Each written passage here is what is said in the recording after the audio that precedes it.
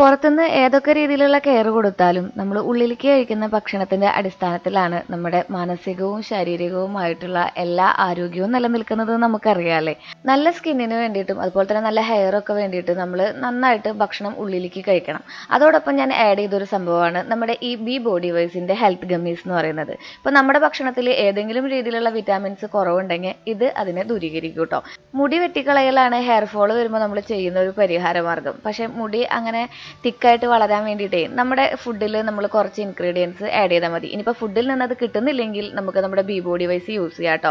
അതായത് biotin, zinc, മൾട്ടിവിറ്റമിൻസ് ആയിട്ടുള്ള A, C, E അങ്ങനെ എല്ലാ ന്യൂട്രിയൻസും ഇതിൽ അടങ്ങുന്നുണ്ട്. നമ്മളിതൊരു 3 മാസം യൂസ് ചെയ്യണം കേട്ടോ, കണ്ടിന്യൂസ് ആയിട്ട്. എന്നാൽ മാത്രമാണ് നമുക്ക് ഭയങ്കര ഡ്രാസ്റ്റിക് ആയിട്ടുള്ള ഒരു ചേഞ്ച് കാണാൻ പറ്റുള്ളൂ.